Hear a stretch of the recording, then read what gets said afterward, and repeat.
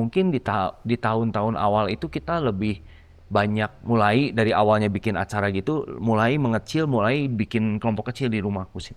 Kelompok kecil itu. Ya, Pertamanya berapa kelompok kecil? cuman satu. Satu. Iya, di Dari rumahku aja satu. 7 orang. Nah, jadi waktu kemarin ini kita mendapatkan awal mulanya adalah rise up. Kita pikir adalah membangun sebuah generasi. Tapi ternyata ketika di dalam doa profetik itu Tuhan memberikan ayat tentang yang lumpuh. Lu yang milih gua, terus gua bisa apa? Kan gitu kan, nggak bisa apa-apa kan, ya udah gitu. Dan at the end ketika aku mulai belajar firman Tuhan, aku baru tahu itu tuh firman Tuhan. Yohanes 15 kan, ketika kita putus asa, ya kan, harapannya putus, Yesus datang di depan mata aja nggak sadar. Nah sama orang lumpuh datang, ya tapi Tuhan nggak bisa, nggak ada yang nganterin ke situ. Ini juru selamatnya di sini bro, gitu kan, kira-kira gitu kan. Ngopi di teras bareng Rian. Ya, selamat datang kembali di Ngopi di Teras bareng Rian. Kali ini kita bakal ngobrol-ngobrol bareng dengan Ko Marcel. Ko Marcel ini adalah bisa dibilang foundernya YGF Ya. Indo ya. Ya. Kita berada di Bandung sekarang. Ini tempatnya di mana, Ko? Ini di Bumi Silih Asa, Santo Thomas Aquinas. Ini merupakan youth centernya Keuskupan Bandung. Jadi Keuskupan Bandung tergerak untuk menjangkau anak-anak muda, makanya dibikinin gedung bagus banget. Bagus banget, gede banget. Iya, buat untuk supaya anak-anak muda punya tempat gitu ya. Ini baru berarti? Baru Berapa lama? kurang lebih paling kayaknya belum 2 tahun deh. Setahunan lah kayaknya ya. Di jalan apa mungkin kalau... Ini Jalan Babakan Jeruk. Persisnya lupa, nanti cari aja di Google ya. Nah, jangan salah cuman ya, apa namanya, ada yang asih. Ada Bumi Silih Asa Santo Thomas Aquinas. Nah itu oke. Gitu. Ya tempatnya keren banget. Ya. Tapi sebelum kita ngobrol-ngobrol lebih lanjut, kita bakal ngobrol tentang latar belakang dari Ko Marcel sendiri. Ko Marcel sendiri itu asli mana sih sebenarnya? Asli Bandung dong. Asli Bandung. Iya, nggak kelihatan ya Sundanya. Oh iya. Siapa tahu kadang misalkan besar di mana atau di mana. Enggak. Memang asli Bandung. Asli Bandung. Walaupun istri bilang katanya ada Timur Tengah. Tapi enggak. Bandung aslinya, iya. Bandung gitu, asli. ya. Terus dulu memang asli Katolik dari lahir. Asli Katolik dari lahir. Terus Ya. pendidikan dulu, kalau dari SD, SMP, SMA sampai kuliah di mana dulu? Nah, SD-nya aku di BPK, SMP-nya di PPK, bukan karena apa-apa, karena itu yang paling dekat rumah. Nah, cuman SMA-nya aku di Katolik di Trinitas. Kuliah di Parahyangan, Universitas Parahyangan. Made in Bandung terus. Oh iya, Bandung terus. Bandung banget itu. Nggak punya kesempatan keluar. Gitu Nggak ya. punya kesempatan keluar. Dan kalau masa-masa mungkin dari bayi sampai muda, ketika kuliah dan sebagainya itu, apakah sudah ada tergerak pengalaman-pengalaman iman dalam Katolik itu? Nggak ada. Belum. Yang ada hidupnya brengsek. Jadi dulunya gimana dulu? Marcel, mungkin boleh kita cerita. Ya sebenarnya nggak pernah kepikiran kayak begini gitu ya. Sebetulnya hidupnya awalnya biasa-biasa aja, tapi memang ada satu masalah di dalam hidup aku sendiri yang berantakan gitu ya. Ya aku sendiri juga ya udah masuk atau terjerumus di obat-obatan, pornografi gitu ya, seks gitu, judi ya, itu semualah udah pernah dicoba gitu. Jadi sebenarnya kalau hari ini ada di sini, aku sendiri nggak pernah kepikir, dan kadang-kadang kalau dulu bingung juga, kenapa kok Tuhan mau pakai aku ya gitu ya, itu sih sebenarnya. Jadi sama sekali nggak pernah terpikir. Titik baliknya Ko Marcel ketika pertama kali bertemu Tuhan kembali. Ya. Walaupun sebagai Katolik dari lahir, tapi nggak kenal ternyata Yesus Kristus. Tapi ketika pertama kali ketemu Tuhan tuh kapan sih, Ko? Sebenarnya yang paling pasti itu kalau menurut aku sih pasti semua biasanya karena masalah ya. Iya. Nah jadi mungkin ada satu waktu di dalam hidup aku sendiri yang kok kena masalah cukup berat gitu ya. Usaha sama temen ditinggalin utangnya besar sekali. Waktu itu masih umur 28 tahun. Dan orang-orang sekitar mungkin bilang kayaknya nggak punya harapan, nggak punya masa depan gitu ya. Sampai mungkin pegawai-pegawai di kantor berinisiatif bawa ke kayak tukang ramal gitu biar tahu membantu. Dan waktu dilihat tukang ramal bilang, wah kamu ini hidupnya 3 tahun bakalan cuman cukup makan nasi aja katanya gitu ya, sisanya buat bayarin utang gitu kira-kira ya.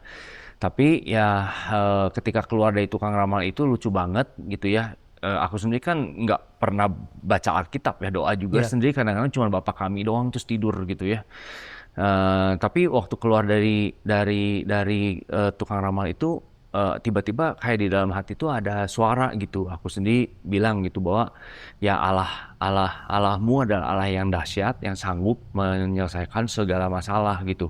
Nah waktu itu kan aku sendiri bingung ini suara siapa ya gitu ya. Tapi ya udah ketika dengar suara itu ada semangat lah gitu ya. Dan ternyata berjalan ada satu orang yang di antara lingkungan supplier waktu itu, istrinya bilang gitu, dia bilang sama saya, dia bilang nggak ada lagi yang bisa tolongin kamu Marcel kecuali Tuhan Yesus, dia bilang gitu. Jadi harus balik gitu ke Tuhan Yesus gitu ya. Terus akhirnya bilang, baliknya gimana gitu? Ya kamu carilah, dia juga kebetulan Katolik, dan dia bilang di gereja ada pendalaman Alkitab, ada persekutuan doa atau kepandu lah kamu tuh, ada pendalaman Alkitab gitu kan, yang pagi-pagi gitu ya, dulu sama Suster Emma gitu. Jadi saya nggak ngerti apa-apa, aku nggak ngerti apa-apa, Rabu pagi datang. Nah tapi singkat cerita disitulah mulai berbalik, dan ternyata disitu aku mulai belajar gitu, dan yang luar biasanya ya Tuhan bukan 3 tahun ya, Tuhan beresin itu semua hanya dalam waktu 3 bulan gitu. 3 bulan. Iya gitu, semua utangnya gitu beres gitu. Ketika itu posisi Ko Marcel sudah berkeluarga atau Belum, umur 28 tahun. Makanya waktu itu yang orang sekitar bilang, wah sayang ya kamu umur 28, kamu udah gak akan punya masa depan, padahal kamu masih muda, kayak gitu-gitulah ya. Dibilang madesu gitu. Ya madesu kamu katanya gitu, dia bilang gitu. Ya udah sih, cuman lihat di situ, ya udah mulailah berbalik gitu ya, gitu. Mulai berbalik, dan disitulah awal mula dari pendalaman Alkitab Rabu pagi, lalu diajakin sama teman-teman di sana ke persekutuan doa Rabu malam. Ya disitulah mulai gitu. Terus mulai ikut yang namanya seminar hidup baru dalam roh gitu. Nah mulailah di situ bergulir ya. Titik balik awalnya di situ. Yang pertama ya. Yang gitu. pertama itu ya, belum ada YJF. Belum ada YJF. Belum ada itu YJF. Pribadi. Gitu. Ya pribadi. Apakah waktu itu ada ayat-ayat khusus yang benar-benar kena banget Ko Marcel ketika pertama kali ketemu itu? Enggak ngerti ayat. Baru ya? Enggak pernah baca Alkitab. Baru ikut Seperti layaknya orang Katolik pada sesungguhnya gitu ya. Alkitabnya rapi tersimpan gitu dan enggak pernah dibuka-buka gitu. Jadi nggak tahu gitu ayat Alkitab gimana gitu. Bahkan seringkali ada suara-suara muncul, nggak tahu kalau itu ayat gitu. Baru tahu ketika mulai baca, membangun habits, baca firman Tuhan. Dan ketika mulai membangun habits, baru tahu, oh ini tuh firman Tuhan toh gitu. Oh yang suara ini tuh firman Tuhan toh. Tapi waktu itu nggak tahu kalau itu firman Tuhan. Jadi saya sendiri juga nggak tahu gitu. Makanya memang harus baca ya. Biar tahu kalau ada suara-suara di situ. Betul. Ternyata suara-suara Tuhan. Iya. Wow. Terus setelah itu mulai mengikuti berbagai kegiatan-kegiatan Katolik. Kok bisa langsung langsung ke YGF atau ada yang Nggak, aku sendiri di persekutuan doa itu kayaknya kurang lebih mulai kan itu masalah tuh kurang lebih sekitar 2000-an ya, 2000 atau 2000 awal. Ya kayaknya gitu, sekitar segitulah. Nah mungkin aku mulai sekitar 2003 gitu, 2004. Nah YGF sendiri baru ada tuh 2014. Jadi mungkin kurang lebih ada ya 8 sampai 10 tahun lah kira-kira gitu ya. Jadi aku aktif di persekutuan doa, melayani juga, jadi worship leader, jadi singer gitu ya. Terus bantu-bantu gitu. Ya lebih banyak aktifnya di situ sih, di persekutuan doa sih gitu. Tapi ketika kalau jadi WL dan sebagainya itu kan berarti masuknya karismatik ya? Ya betul. Kenapa dulu waktu pertama kali setelah masalah itu kok tertariknya ke karismatik, kenapa waktu itu? Ya karena waktu itu kan nggak punya karena waktu itu kan dibilang nggak punya jalan, jadi dituntun jalannya pertama kali ke pendalaman Alkitab kan. Nah setelah dari pendalaman Alkitab itu ternyata di dalam pendalaman Alkitab itu ada orang-orang karismatik. Nah jadi selesai ayo ikut katanya. Kapan? Rabu malam gitu. Nah jadi situlah mulai diajak gitu, dikenal gitu. Kenal Ya, karismatiknya di situ. ya. Jadi di situ walaupun ya pertama bingung juga gitu ya. Apaan ini gitu, kayak gimana gitu ya, nggak terlalu inilah, tapi diajak-ajak ya udah, karena kan namanya juga orang nggak punya jalan ya. Iya. Kalau orang nggak punya jalan ya Gelap. udah kemana aja kan gitu. Yang penting pokoknya selamat gitu kan. Itu sih sebenarnya gitu, diajak-ajak lah.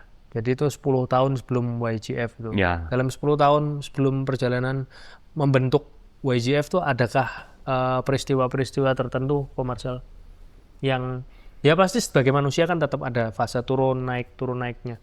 Ketika itu apakah ada kejatuhan kembali atau kebangkitan yang lebih tinggi lagi ketika? Nah justru pada saat itu kita nggak sadar, karena kalau menurut aku sendiri gitu ya, di persekutuan doa itu kadang terlalu menekankan di dalam kegiatan pelayanan, sehingga secara hidup pribadinya tuh kurang gitu ya.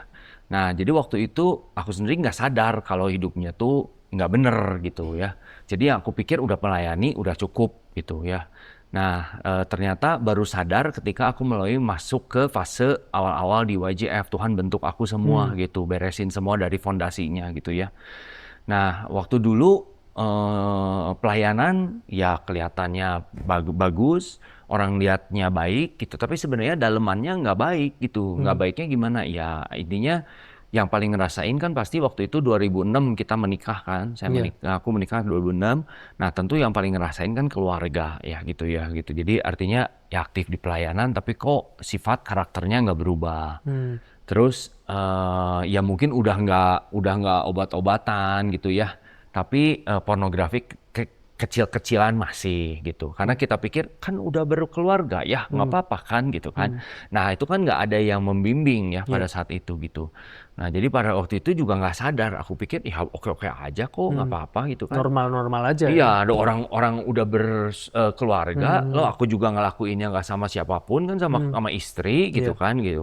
Jadi ya masih oke lah gitu. Nah jadi aku nggak tahu kalau itu tuh nggak bener gitu, dan melayani ya melayani gitu. Bahkan baru tersadar ketika itu, jadi oh ternyata dulu tuh nggak bener gitu. Kenapa? Karena misalnya mau pelayanan gitu ya, oh nanti mau pelayanan nih minggu ini. Nah seminggu sebelumnya itu baru hidup kudus gitu. Nah begitu selesai pelayanan bebas Balik merdeka bersorak gitu, bebas gitu ya. Jadi orang dunia lagi. Ya, nah kayak gitulah. Baru ketika masuk ke fasenya YGF itu Tuhan beresin semuanya gitu ya, baru tersadar oh ternyata itu tuh nggak bener gitu kan. Ternyata Tuhan tuh nggak mau seperti itu. Tuhan maunya semuanya beres gitu lah. Nah itu jadi pada saat menjalani itu aku sendiri nggak sadar gitu. Cuman ya yang pasti ngalamin orang sekitar ya. Iya. Istri semua, kok lu pelayanan tapi Kelakuan gitu. nggak berubah gitu kan gitu ya. Jadi makanya istri diajak ikut juga nggak pernah mau ikut dulu gitu. Bahkan ke gereja aja mau nggak gitu ya, karena yang ngajakinnya ya lu kayak gitu ngajakin lu juga nggak bener hidupnya gitu kan ya, kira-kira kayak begitulah. Jadi kayak dalam tempo 10 tahun itu kayaknya di luar kelihatan megah, kelihatan oke, tapi ternyata rapuh di dalamnya itu. Betul, jadi banget, masih ada lubang di dalamnya. Ya banget. Terus mulai ketemu YGF sendiri itu kapan sih sebenarnya, Ko Marcel? Awalnya kita pergerakannya 2014 Januari awalnya. Kalau boleh diomong YGF dulu tuh sebenarnya apa sih? Yang awalnya itu adalah Young Generation Fellowship. oh tadinya Awalnya. iya. Nah tapi karena namanya Young Generation Fellowship, jadi ketika berjalan mereka berpikir bahwa oh ini buat generasi muda ya katanya. Aku yang udah keluarga nggak boleh datang gitu. Oh enggak lah gitu. Nah jadi banyak persepsi yang salah gitu ya. Nah jadi akhirnya kita rubah hari ini jadinya Young and Glorious Family gitu. Family itu adalah value dasarnya YGF gitu. Keluarga. Jadi bukan hanya buat keluarga ya, tapi sebetulnya kita menciptakan YGF ini seperti keluarga gitu. Nah ya kita berpikir karena banyak sekali orang di luar sana yang mungkin punya keluarga tapi nggak merasa punya keluarga. Itu berangkatnya mulai pertamanya gimana sih, Ko? Ya sebetulnya sih berangkatnya itu mungkin di akhir-akhir 2013. Ya, nah kalau misalnya diceritain di sini nanti Dua ada episode. beberapa, bukan Oh, 2 ya. episode sih, ada beberapa orang mungkin nganggapnya ini kayaknya ngeroh banget gitu ya, tapi memang itu yang Nggak kenyataannya yang apa-apa sih, terjadi nggak apa-apa. gitu ya. Nah, Jadi sebetulnya aku sendiri nggak pernah berpikir mau hmm, bikin gitu ya YGF ini gitu. Jadi awal mulanya adalah aku sebenarnya sempat vakum di pelayanan karena waktu itu aku sibuk bisnis. Nah, karena aku harus pergi gitu. Jadi aku buka kantor di Singapura, terus aku harus pergi ke Brunei, hmm, Malaysia, Singapura, keliling-keliling gitu. Nah, jadi beberapa kali jadwal pelayanan, diminta pelayanan, aku bilang aku nggak bisa gitu. Jadi hmm, sempat vakum lah kira-kira ya. Nah, setelah perjalanan berkeliling itu, aku lupa persisnya berapa lama. Nah, waktu itu pulang gitu. Nah, pas pulang itu kok kayaknya ada kerinduan mau melayani. Akhirnya ngomong lah, kalau memang butuh minta dijadwalin. Nah, singkat cerita, oke, kita akhirnya aku dikasih jadwal pelayanan. Nah, pulang dari pelayanan itu di rumah, aku masuk ke kamar gitu. Nggak tahu kenapa tergerak masuk kamar berdoa gitu ya. Nah, masuk ke kamar berdoa itu tiba-tiba kayak Tuhan kasih vision hmm. gitu. Ya gitu, ada kasih visi. Dia kasih visi kayak sebuah tempat ya mungkin dia bilang begini, gereja kamu itu dia bilang ditutupi oleh barrier. Ada awan gitu, barrier Hmm. dia bilang. Ya, kamu harus dobrak. Kalau kamu nggak dobrak, maka tidak akan terjadi sebuah terobosan. Gitu. Jadi dikasih lihat gitu kayak ada halangan gitu ya. Hmm. Terus aku bilang gitu, ini ngedobraknya gimana gitu. Aku sendiri kan nggak pernah tahu, nggak pernah bikin komunitas gitu ya, nggak pernah tahu gitu, nggak pernah gimana gitu. Aku cuma diem, terus aku nangis kan gitu, Hmm. kayak dapat ini kan nangis. Terus ini dobraknya gimana? Hmm. Ya dapat ada impresi suara dimulai dari anak muda. Nah makanya kenapa awalnya Hmm. Iya. Young Generation Fellowship gitu. Dimulai dari anak muda. Terus anak muda gimana gitu. Ngegerakin nggak pernah, bikin komunitas nggak pernah kan gitu kan. Nah jadi di situ mulai gitu. Dimulai dari anak muda. Terus aku ya waktu itu aku cuma bilang gitu. Aku bilang, Tuhan kayaknya kamu salah deh gitu. Ya kayak kamu salah gitu, milih milih aku gitu. Ya, aku tuh nggak kudus gitu. Hmm. Ya, masih ada yang lebih kudus di luar gitu. Ya, aku nunjuk satu nama gitu ya, karena orang itu memang pada saat itu memang cukup aktif di gereja Katolik, di gerakan anak muda. Hmm. Ya, gitu dia cukup aktif. Jadi waktu di doa itu aku tuh nyebut satu nama gitu. Malah ngerekomendasiin temen ke Ya, Tuhan ya. kenapa kamu nggak pilih dia aja gitu, yang lebih kudus? Hmm. Kok kamu milih aku yang udah jelas-jelas kan nggak kudus gitu ya? Orang pelayanan aja Baru juga masuk kudus ya. lagi. Baru Ya, masuk lagi kan. ya nggak. Jadi orang kemarin ini pelayanan aja juga kudusnya cuma seminggu sebelum kan Hmm. gitu Hmm. kan, masih terlibat pornografi kan gitu Hmm. kan. Nah jadi aku tanya gitu, kok kenapa gitu? Nah satu kata yang waktu itu sekali lagi Rian ya, Ya. itu aku nggak tahu itu firman Tuhan gitu. Jadi waktu itu ketika aku bilang begitu sama Tuhan, terus ada suara, yaitu impresi suara, dia bilang begini, it is not you who choose me, it is I who choose you, dia bilang gitu. Nangis, aku nangis banget. Dan waktu udah gitu ya aku bilang, ya udah Tuhan, kalau lu yang milih gua, terus gua bisa apa? Kan gitu kan, nggak bisa apa-apa kan, ya udah gitu. Dan at the end ketika aku mulai belajar firman Tuhan, aku baru tahu itu tuh firman Tuhan, Yohanes 15 kan. Nah itu baru tahu gitu, dulu waktu itu nggak tahu gitu. Nah akhirnya disitulah mulai gitu berjalan, aku sharing ke temen terdekat yang sekarang masih ada, Teddy namanya. Itu teman dari dulu, teman nakal juga. Nah terus aku sharing sama teman-teman, oh ya oke, bagus ya, barulah mulai mencoba jalan. Dari mana jalannya aku sendiri nggak tahu ya. Aku cuman coba tanya, aku punya sepupu di Jakarta, memang dia aktif juga di karismatik gitu di Jakarta. Aku cuman bilang gitu, aku mau ngadain acara buat anak muda, kira-kira siapa bintang tamunya atau pembicaranya? Oh Hmm. si ini aja. Ya udah, aku mulai. Jadi sebetulnya awalnya itu memang pertama kali ngadain acara tuh kalau nggak salah Oktober 2013. Nah tapi YGF sendiri baru launching itu adalah 15 Januari tahun 2014. Nah itu sih awal mulanya Wow. gitu di Jadi situ. memang dari orang muda itu ya. Ya awalnya yang ya visionnya dimulai dari anak muda itu ya, anak muda ya itulah, nggak pernah terpikir sih, nggak tahu juga gitu. Jadi memang awalnya jadi kayak ada selubung yang harus didobrak, itu ternyata lewat konsep modern ini. Ini termasuk konsepnya awal langsung terlihat modern Nggak, gitu karena kan atau? memang bukan akar, emang awal mulanya aku itu kan dari karismatik ya, Iya, gitu kan. iya betul. Nah jadi ya udah kita berjalan karismatik aja. Jadi memang nggak di setting segitu, cuman ya Nggak, udah. belum perjalanannya gitu. Jadi awal mulanya ya udah karismatik. Dan pertama kali kita bikin pun juga kayak persekutuan doa gitu. Awal mula PD gitu. biasa aja, pujian Ya, penyembahan ya, aja. cuman mungkin kita sewa ruangannya lebih bagus, pakai lighting dan segala macem lah untuk menjangkau anak muda gitu ya. Nah, cuman ya di dalam perjalanannya ternyata kok it didn't work gitu, nggak berjalan gitu. Dari tadinya 200-an turun cuman 100, turun 70, Oh 80, sempat 70, sempat sempet turun tuh sampai akhirnya cuma 20, 30 gitu. Nah, itulah perjalanannya gitu. Jadi awal mulanya kita nggak langsung ke seperti sekarang ini, tapi awal mulanya juga ya ya itu mungkin fase-fase menemukan bentuk ya gitu. Terus kan mungkin juga di dalam itunya walaupun misalnya Tuhan udah bilang begitu milih gitu ya. Tapi jujur aja gitu dari pertama kali berjalan YGF itu aku secara pribadi itu nggak pernah mau terima kalau aku itu memang ditugaskan sebagai pemimpin atau gembalanya gitu. Jadi setiap kali ada orang bilang, kamu kan pemimpinnya. Ah, siapa pemimpinnya? Enggak, bukan. Gitu. Jadi aku sendiri belum menerima gitu. Dan buat aku sendiri untuk bisa menerima itu perlu waktu 1 tahun.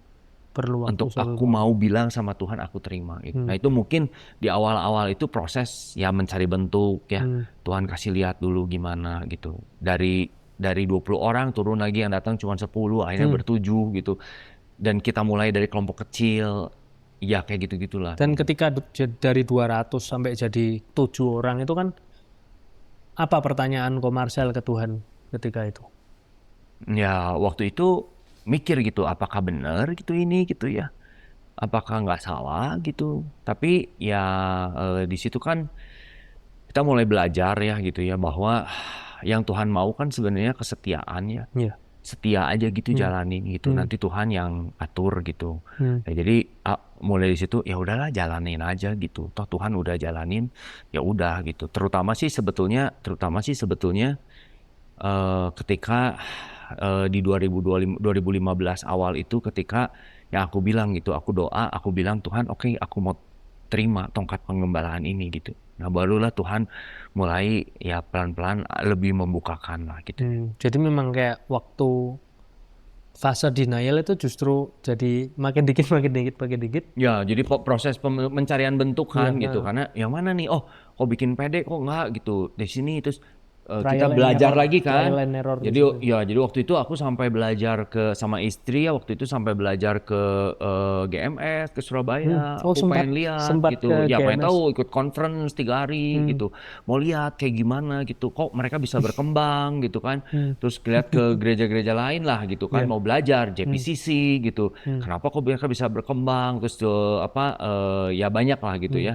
Nah jadi akhirnya kita lihat, oh ternyata mereka tuh ini kan kita baca buku Purpose Driven Life, lihat Purpose Driven Church, Saddleback Church kan di Amerika, Rick Warren kan. Iya. Kenapa kok bisa berkembang? Oh ternyata kuncinya kelompok kecil. Oh berarti kita harus bikin kelompok kecil. Ya udah mulai aja dulu dari kelompok kecil gitu. Nah jadi mungkin di tahun-tahun awal itu kita lebih banyak mulai dari awalnya bikin acara gitu, mulai mengecil, mulai bikin kelompok kecil di rumahku sih. Kelompok kecil itu. Pertamanya berapa kelompok kecil? Cuman satu. Satu. Iya, di Dari rumahku satu. aja 7 orang. Kalau sampai sekarang Sekarang udah ada Pandu, Dago, Batu Nunggal, Mekarwangi, Kopo, Kapel, wow. Cijerah, 7 ya. Kemarin sempat jalan genset tapi belum jalan lagi. Ya mungkin kurang lebih 8 lah ya. Kalau lupa paling ada lagi 9 mungkin. 8 atau 9. Ya puji Tuhan sih, semua itu kayak pelayanannya semakin dimekarkan kemana-mana juga. Ya gitu. Tapi sebenarnya kalau untuk membawa konsep seperti ini kan konsep gereja Katolik yang Kristen banget. Komarsel. Saya pun juga di karismatik, saya cuman jujur kalau dulu saya kuliah itu tuh termasuk yang anti. anti dengan PW, anti dengan apa karismatik tuh saya bilang, gitu. Tapi ternyata ketika saya mencoba sendiri, ya ampun Tuhan nih, aku tuh ternyata kayak Paulus, maksudnya dulu memusuhi, sekarang mencintai. Nah, kalau komersial sendiri untuk membawa sebuah konsep Katolik yang kayak Kristen banget itu sempat ada kayak cibiran-cibiran atau hujatan dari orang-orang yang lain di gereja itu nggak? Pasti. Nah sebenarnya pertama ya gitu, jangankan kamu Ren gitu, aku sendiri juga sama.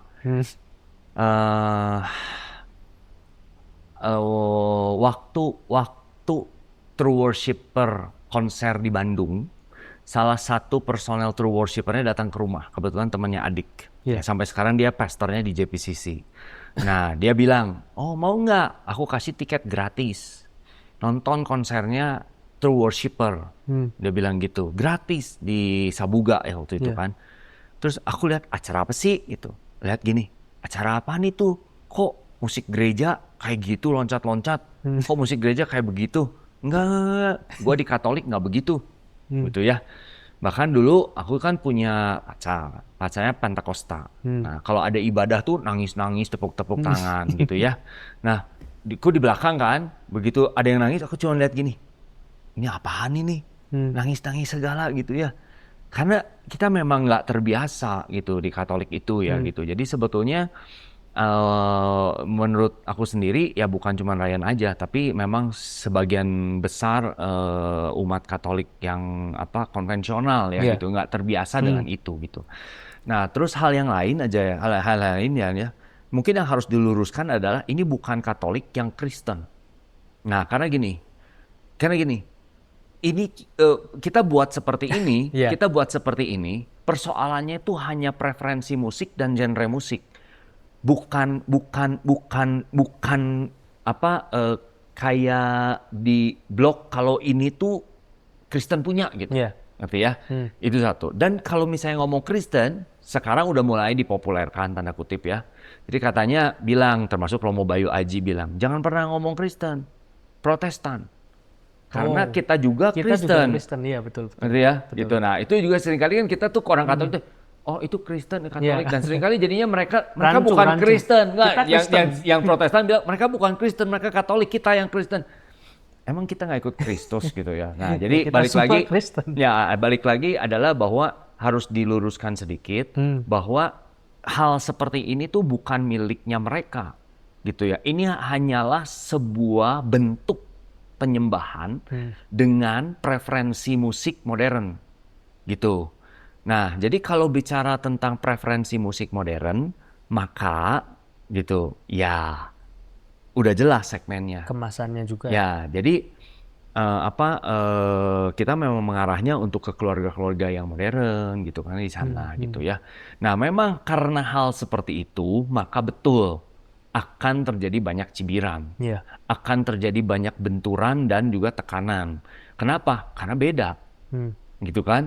Sementara konvensional itu seperti itu, misalnya Gregorian dan segala macam. Sementara ini brang-breng-brong, pakai lampu, lighting, full band dan segala macam. Sehingga kayaknya ini ngaco gitu. Nah, apakah ada tekanan? Pasti. Ya dari mana? Dari dalam gereja sendiri. Dari imam, dari orang-orang konservatif gitu ya.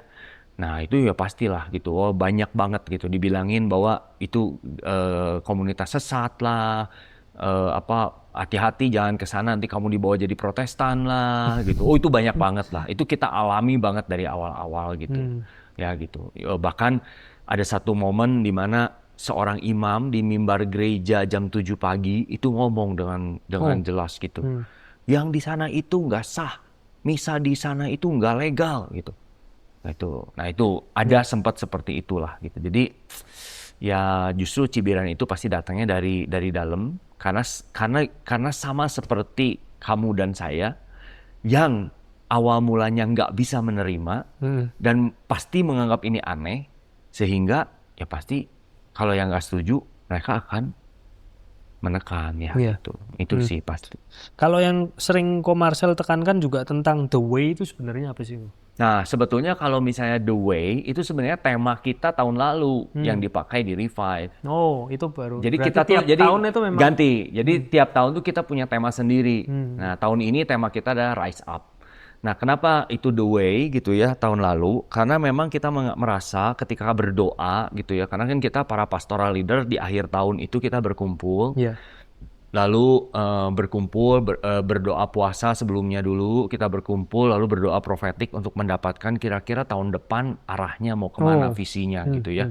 Nah, The Way itu kenapa muncul? Karena kita merasa di dalam doa profetik itu tahun kemarin itu ada banyak orang, anak-anak muda juga termasuk, yang merasa kebingungan dengan situasi, kesepian gitu ya, kehilangan arah gitu. Sehingga mereka bingung mau kemana gitu. Nah, akhirnya kita mendapat bahwa di dalam doa profetik itu harus tegas, kasih tahu ada jalannya, the way. Dan siapa jalannya? Ya Yohanes 14:6 kan. Yesus bilang, akulah jalan, kebenaran, dan hidup. Dan tidak ada seorang. Jadi udah jelas banget gitu. Nah itu gitu. Jadi biar supaya orang-orang lihat yang mungkin lagi galau, yang mungkin lagi kehilangan arah, ada jalannya loh. Dan kalau misalnya teman-teman mau lihat ya bisa datang, bisa sharing lah gitu ya. Nah itu sebetulnya gitu. Oh, berarti Jadi memang ada the way. doa profetiknya tiap tahun itu untuk Akhir tahun biasanya. tiap akhir tahun memang Ya, ada doa akhir tahun profetik. untuk misalnya kalau 2026 berarti akhir 2025. Kalau yang rise up ini karena sesuatu apa ini? Nah, jadi waktu kemarin ini kita mendapatkan awal mulanya adalah rise up. Kita pikir adalah membangun sebuah generasi. Tapi ternyata ketika di dalam doa profetik itu Tuhan memberikan ayat tentang yang lumpuh. Tahu nggak? Lumpuh. Yang di pinggir kolam Siloam. Oh iya, iya. Ya, Iya. dia lumpuh kan? Iya. Terus malaikat turun kan, goncang-goncangin air, siapa yang masuk duluan dia sembuh. Nah, si lumpuh itu kan nggak bisa kemana-mana, berpuluh-puluh tahun dia di situ kan. Nah, akhirnya dapat itu rise up, take up your mat and walk gitu ya. Nah, jadi waktu itu kita dapat situ kok maksudnya apa gitu di sana kan. Nah, jadi waktu itu ya waktu Tuhan Yesus datang ke si orang lumpuh itu, ya, Tuhan Yesus ngomong apa? Tahu nggak kamu? Ngomongnya apa? Coba inget nggak? Dia nanya apa ke si Itu orang kan apa lumpuh itu? namanya? Bangunlah. Hah? Coba inget nggak? Lupa. Ayo. Lupa ayatnya. Dia nanyanya, maukah engkau sembuh? Ya, Ditanya. nanti lihat lagi Iya, ayatnya ya. coba. Jadi sebenarnya waktu Tuhan Yesus datang sama si orang lumpuh itu, dia cuma nanya, maukah engkau sembuh? Nah, permasalahannya si orang lumpuh itu sebetulnya kan cuma jawab apa? Mau. Ya, Iya. tapi di dalam ayat itu dia nggak jawab mau. Dia jawabnya apa? Ya Tuhan, tapi nggak ada yang bawa aku ke sana Tuhan. Jadi aku nggak bisa sembuh. Loh Tuhan Yesus nggak nanya, lu ada yang bawa atau enggak gitu. Tuhan Yesus cuma nanya, mau nggak sembuh? Nah itu kan sebenarnya representasi kita kan. Ya seringkali Tuhan Yesus tawarannya sederhana gitu ya. Mau nggak ikut aku? Mau nggak kamu dikasih jalan? Ya, nah seringkali bukannya kita menjawab dengan sederhana, tapi kita kayak seorang lumpuh. Ya tapi Tuhan nggak ada yang bukain jalannya Tuhan. Tapi Tuhan gimana caranya Tuhan? Beralasan gitu ya. Nah sebenarnya itu sih tahun ini maka ya bisa terjadi sebuah terobosan dengan catatan nggak usah banyak alasan, no more excuses gitu ya. Tuhan Yesus nggak nanya macam-macam, dia cuma nanya mau atau enggak. Ya cuma cukup mau. Setelah itu apa? Take up your mat. Nah mat itu kan itu tanda belenggunya dia selama berpuluh-puluh tahun. Iya. Selama berpuluh-puluh tahun tuh dia di situ. Nah mungkin saat ini kita pun ada belenggu-belenggu yang kita terus taruh itu, yang nggak membuat kita nggak bisa terobosan, nggak bisa berjalan. Ya kita ngerasa kayak nggak bisa Tuhan, nggak ada yang Tuhan gimana saya nggak bisa ngampuni Tuhan nggak bisa. Banyak banget alasannya gitu ya. Entah itu luka, entah itu apapun gitu. Nah ya itu gitu. Jadi Tuhan bilang nggak kok cuman gitu. Rise up, take up your mat.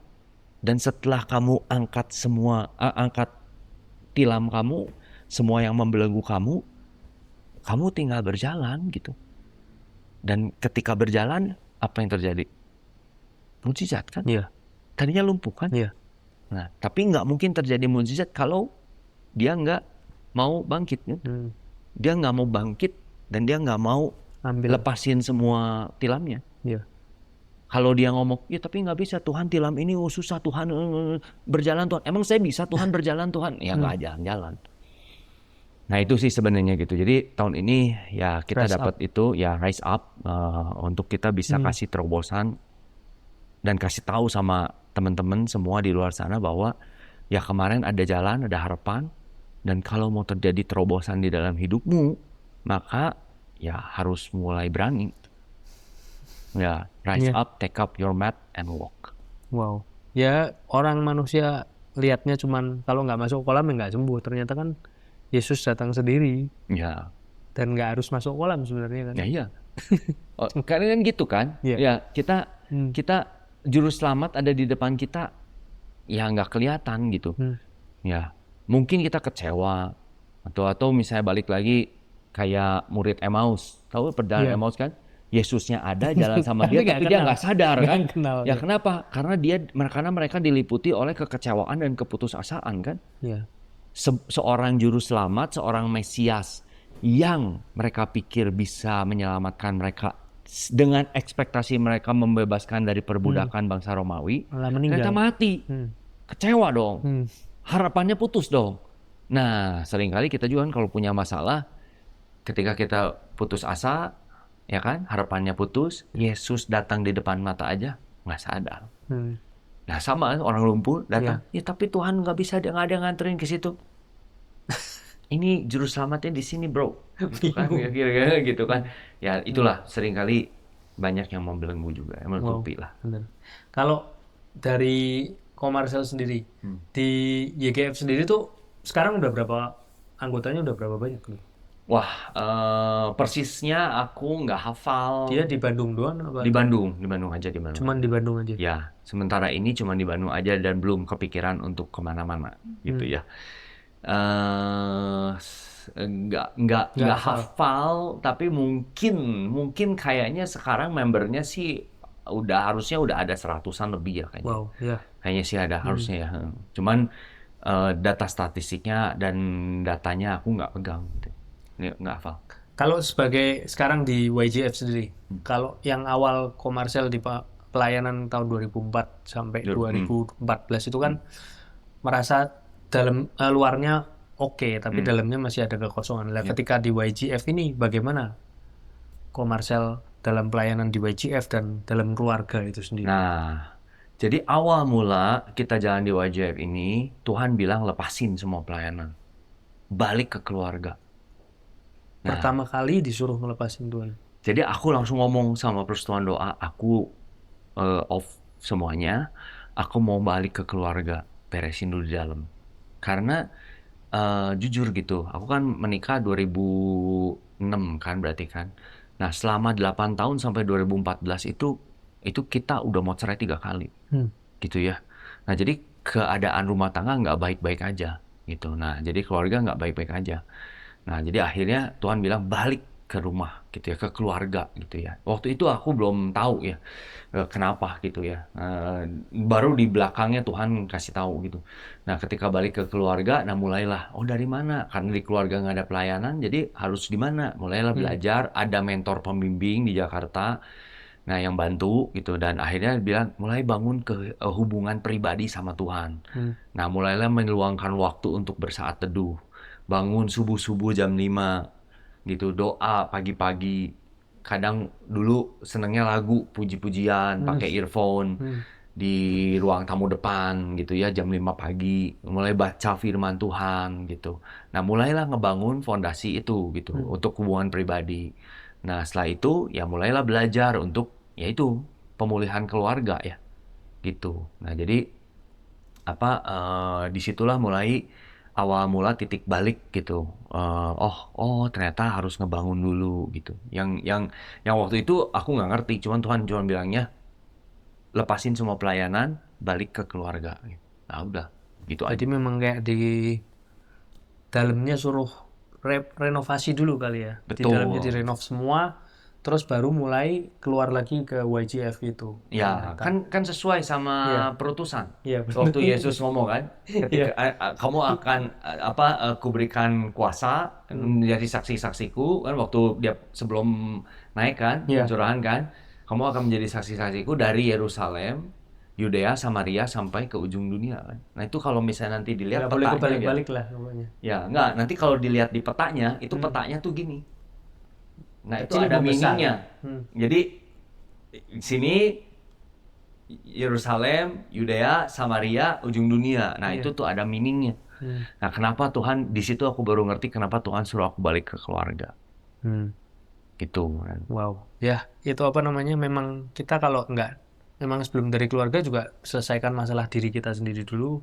Ketika diri kita sudah selesai, kemarin juga sempat ngobrol sama seorang pendeta ya juga. Dia juga persis omongannya karena ya memang ayatnya sama. Ya. Ayatnya sama dan dia bilang, selesaiin layani dirimu sendiri dulu.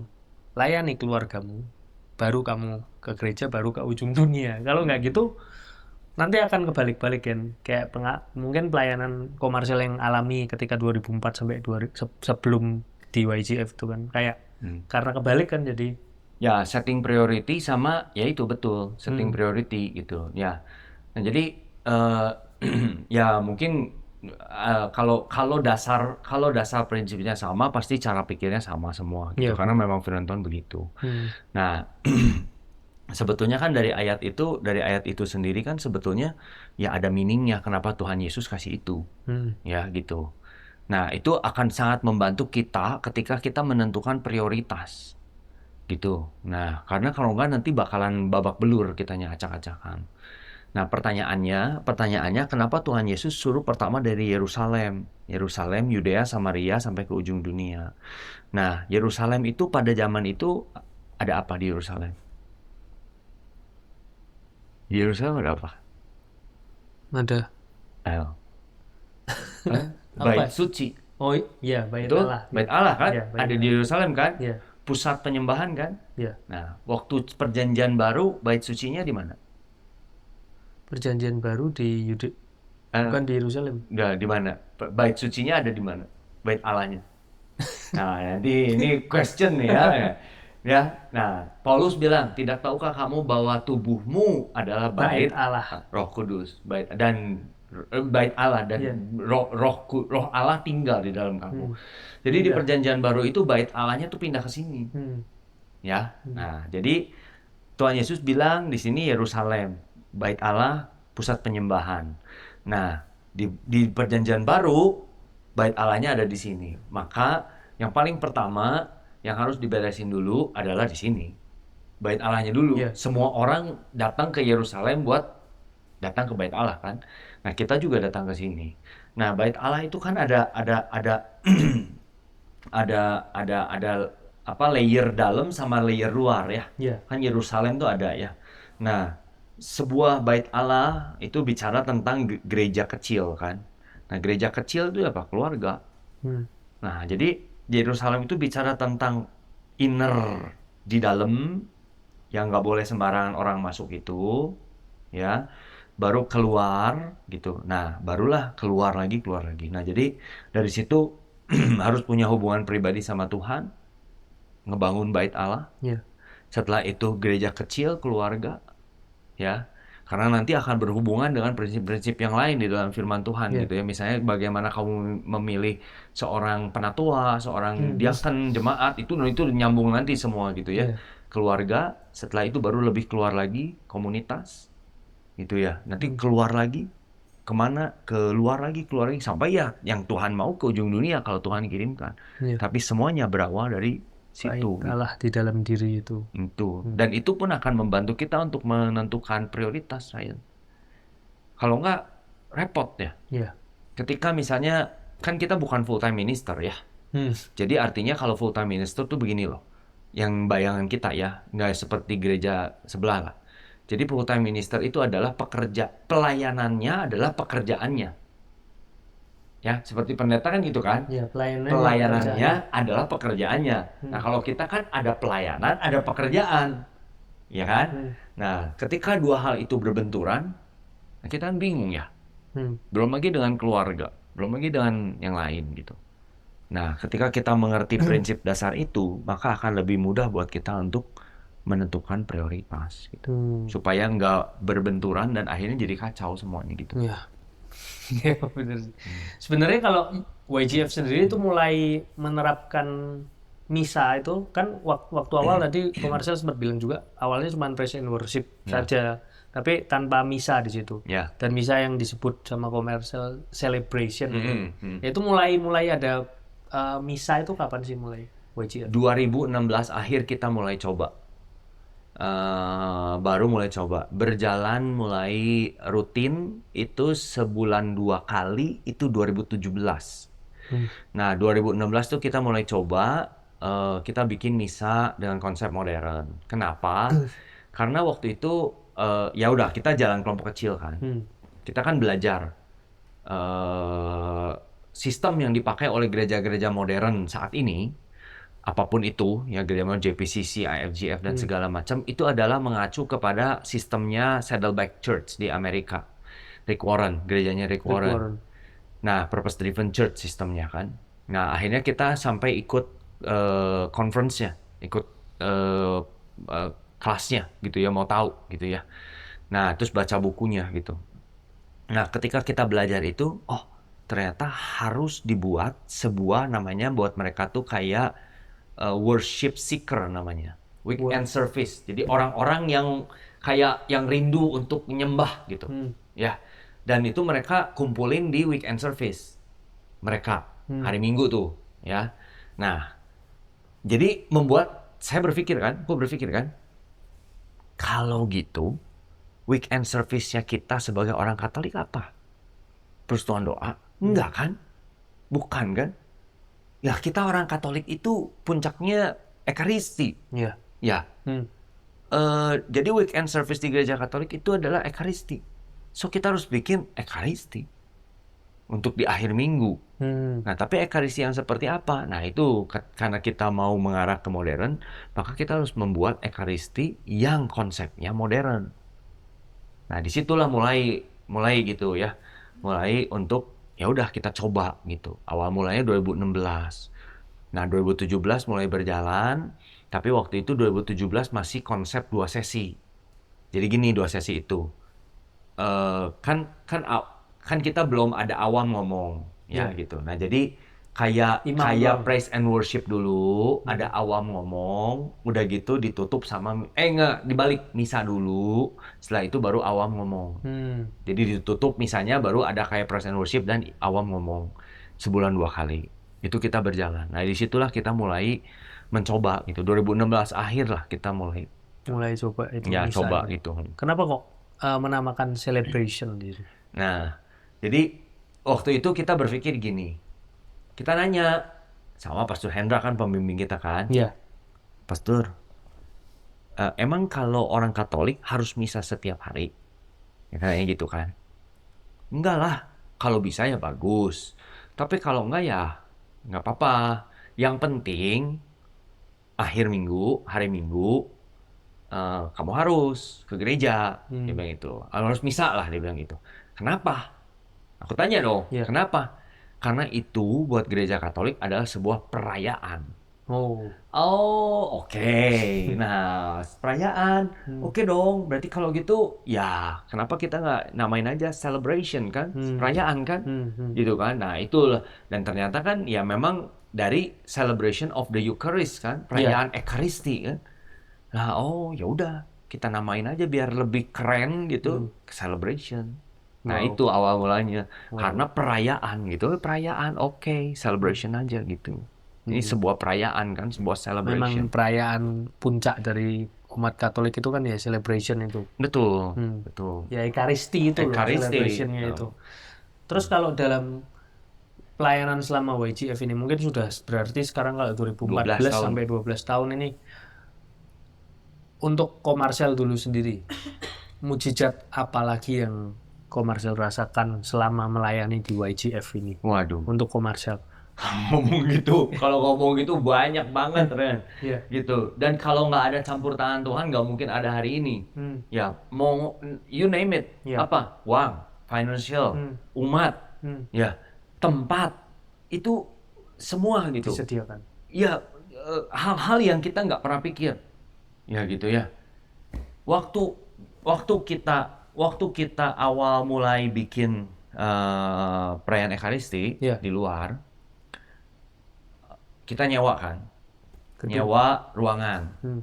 Ya, ruangannya kapasitasnya kalau nggak salah itu maksimal bisa 80 apa 100 ya, pokoknya gitulah. Tahu nggak yang datang berapa orang? Berapa? 7 orang. Cuma 7 orang. Yang datang siapa? Aku, istriku, kakaknya istriku, terus tim-tim pelayan, ya. Dan itu gitu, cuma 7 orang. Wow. Dari itu. Nah, tapi ya ternyata perjalanannya setia. Pokoknya setia. Hari ini yang datang setiap celebration itu udah hampir average kurang dari 90-100 orang.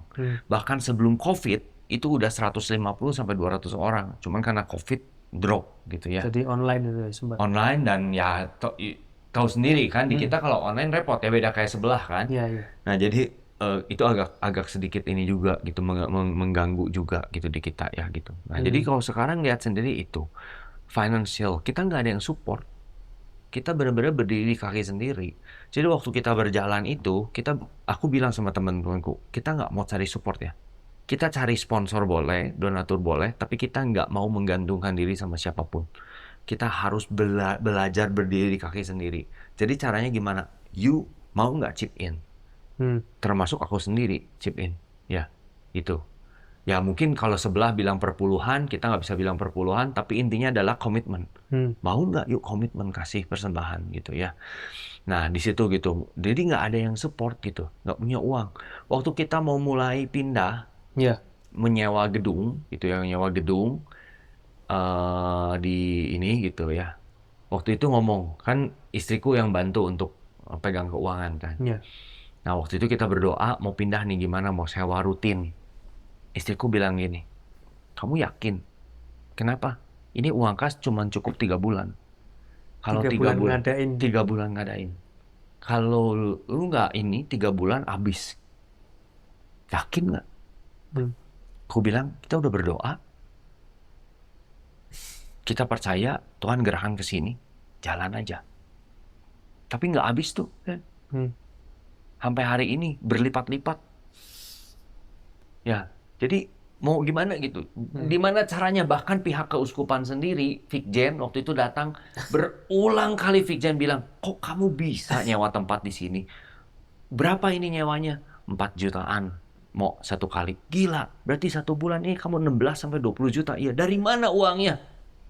Tuhan yang sediain. Jadi ada banyak banget yang terjadi gitu kalau mau ngomong gitu ya. Yang kita sendiri juga, gila Tuhan ya.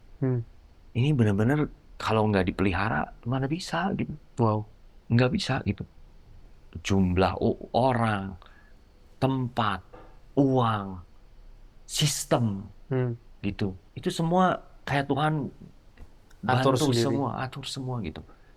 Jadi ya kalau bicara mukjizat, ya udah nggak terkira gitu. Kalau dalam keluarga komersial sendiri, karena ketika sampai di YGF ini ada pernah mengalami mukjizat karena di pelayanan YGF ini nggak? Pertama kali mau jalanin YGF, istri minta cerai. Nanti nanti beres ini tanya sendiri ya sama orangnya ya. Pertama kali mau jalanin YGF, istri minta cerai. Pertama kali event. Pokoknya aku bilang, aku dapat begini visi, aku mau jalanin ini, artinya ini. Istriku bilang, ya udah kalau gitu aku minta cerai aja. Wow.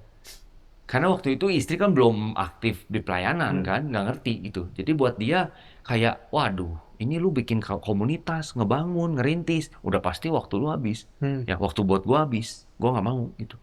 Udahnya mendingan cerai aja gitu. Nah tapi yang terjadi akhirnya berdoa, ya lihat aku jalan, dia bilang ya udah, aku kasih waktu 6 bulan. Kalau sampai 6 bulan aku nggak tahan, aku cerai aja. Ya. Tapi yang terjadi adalah 3 bulan dia yang berubah, bukan Zara. Wow. Ya, kenapa dia berubah? Karena ternyata dalam 3 bulan itu akunya berubah. Hmm. Aku berubah sadar nggak? Nggak sadar. Aku cuma jalanin aja mau bangun sendiri. Hmm. Ya, ya. Istri berubah, istri mulai terima, anak juga berubah, keluarga mulai pelan-pelan dipulihkan. Ya, jadi nggak nyampe deadline-nya 6 bulan tuh. 3 bulan aja langsung istri udah berubah dan udah nggak ngomong lagi gitu. Wow. Nah, jadi itulah mukjizat yang Tuhan kasih gitu ya. Hmm. Yang ya mau gimana lagi, itu udah nggak bisa ngomong apa-apa. Ya, It- keluarga dipulihkan itu hmm. nilainya Tak lebih besar ternilai. daripada apapun. Iya, pemulihan keluarga itu memang.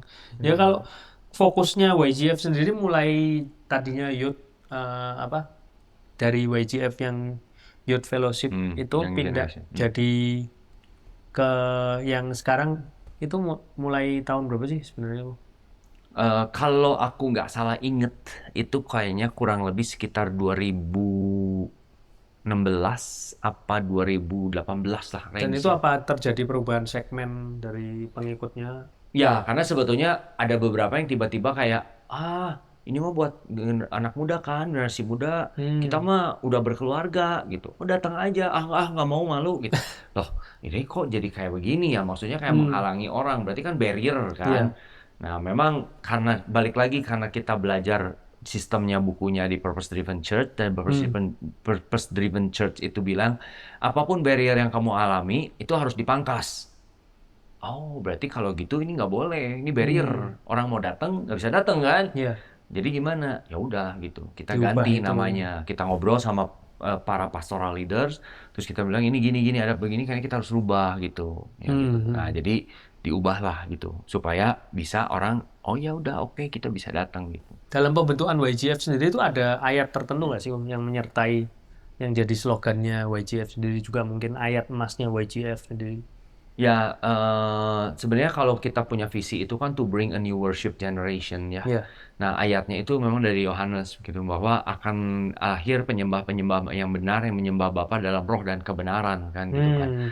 Nah, jadi mungkin itulah ayat pegangannya YGF gitu. Jadi kita dituntun, diberikan visi itu untuk melahirkan generasi-generasi penyembah baru di dalam gereja Katolik. Itu penting Hmm. banget gitu ya. Jadi makanya kita nggak kemana-mana gitu. Itu juga untuk mengingatkan kita sendiri gitu. Ya bahwa kita memang diutus di dalam gereja Katolik gitu.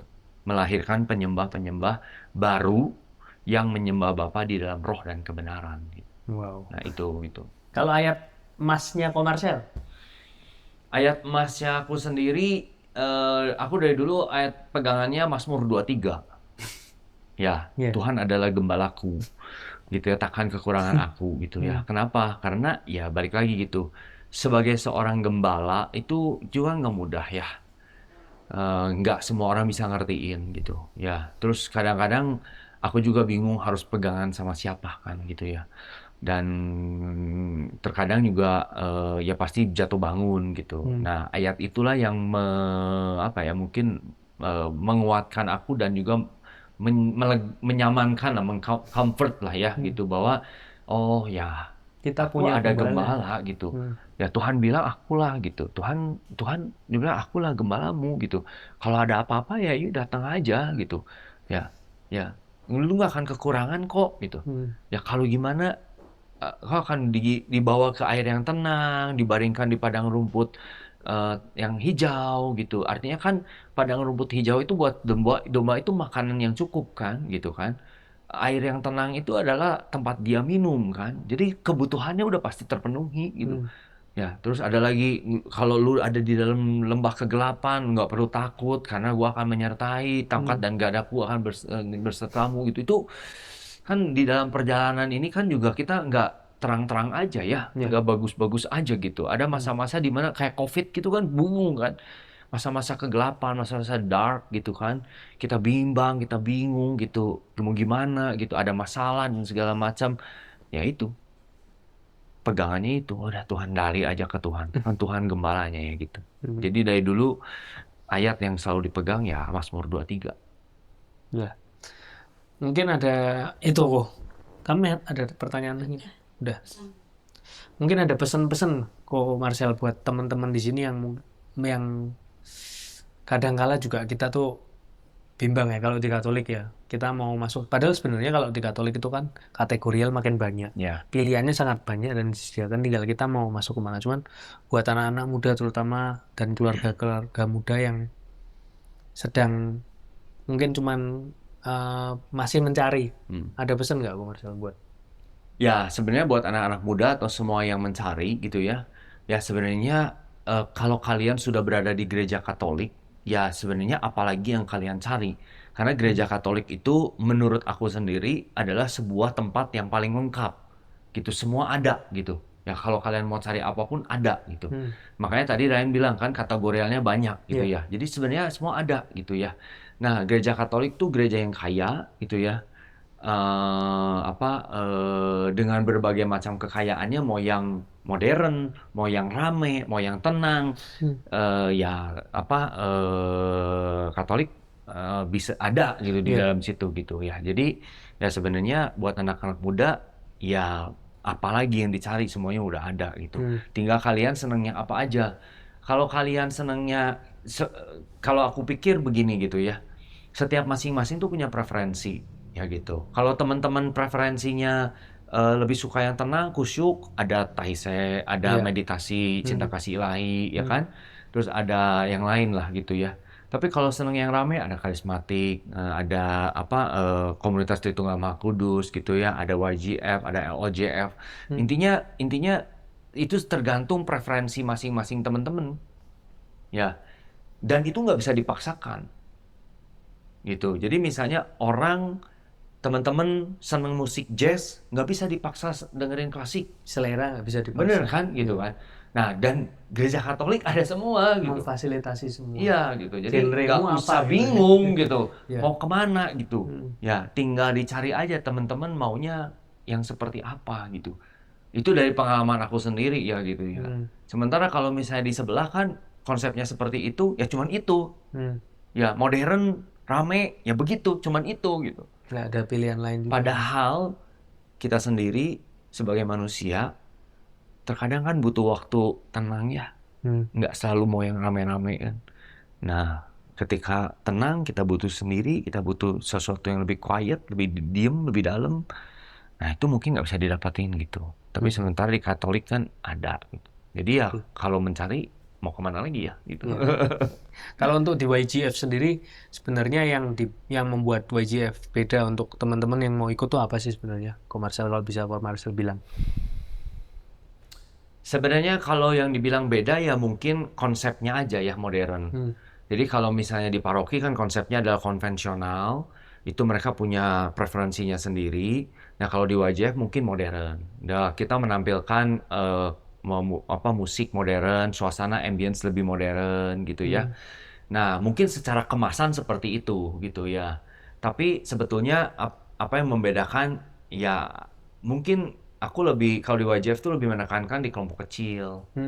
Kita lebih menekankan di pembangunan manusia, people Pembangunan manusia. building gitu ya. Kenapa? Karena kita menyadari ya di kita ini, aku nggak bilang bahwa komunitas lain atau kategori Iya. lain nggak gitu ya. Aku nggak mau ngomongin itu gitu. Tapi kalau di kita, kita berpikir bahwa seringkali kita di gereja ini punya pandangan yang salah tentang gereja.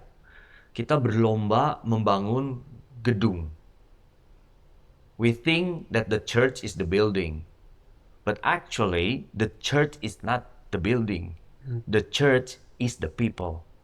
Karena ayatnya itu kan di atas batu karangku akan kudirikan jemaatku. So jemaat itu doesn't reverse to the building. Iya.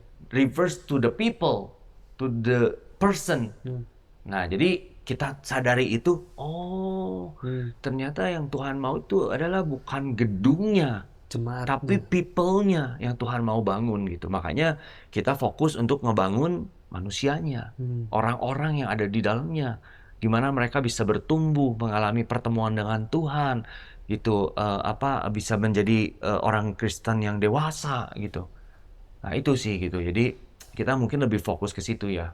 Jadi kita mungkin nggak terlalu banyak event. Iya. Kalau misalnya nanti Ryan lihat gitu, kita jarang banget bikin event besar-besar gitu. Hmm. Ya gitu, karena emang bukan itu fokusnya kita. Bukan kita nggak bikin event ya, tapi maksudnya kita jarang banget gitu. Ya memang yang mingguan aja itu ya, yang Ekaristi itu ya, yang Ya, eventnya ya ya itu. kan Karena memang pusatnya untuk ngumpulin itu gitu. Nah terus ya kelompok kecil, terus kita mulai ngebangun kelas-kelas kan, gitu kan, untuk mulai membangun manusianya. Nah selama per 2 tahun sekali kita membuat acara yang lebih besar, namanya Revive. Revive itu ya. Itu ya, ada.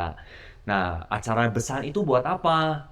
Ya, pertama, ketika kita udah ngebangun nih selama 2 tahun, maka kita butuh sebuah event yang lebih besar untuk tanda kutip menguji. Hmm. Ya, karena lewat event besar itu gesekan terjadi, konflik terjadi.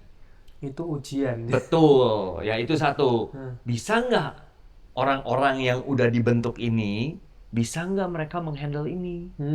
Apakah jangan-jangan mereka betean, baperan, nanti ketika konflik pergi. Kan itu kan belajar ya, supaya mereka jadi tumbuh dewasa, dan ketika mereka bisa melewati itu kan mereka jadi lebih bijaksana, lebih dewasa gitu. Makanya itu bikin, selain ya event besar 2 tahunan ini, itu adalah untuk nih yang udah dibentuk ini di-present keluar gitu. Ya YGF tuh punya ini gitu. Itu sih sebetulnya gitu. Tapi kalau yang ini hampir jarang kita bikin. Ya itu cuman ya Ekaristi dan 2 tahunan itu aja. Ya, untuk eventnya ya gitu. Ya mungkin ada sedikit-sedikit kadang-kadang bikin gitu. Tapi nggak yang bikin sampai besar-besaran kayak KKR yang 1.000 orang, 2.000 orang gitu. Kita nggak Ya sampai karena ke situ. misinya juga sudah disebutkan tadi Ya, untuk kita building the people. ya, kita fokus untuk bangun manusianya gitu.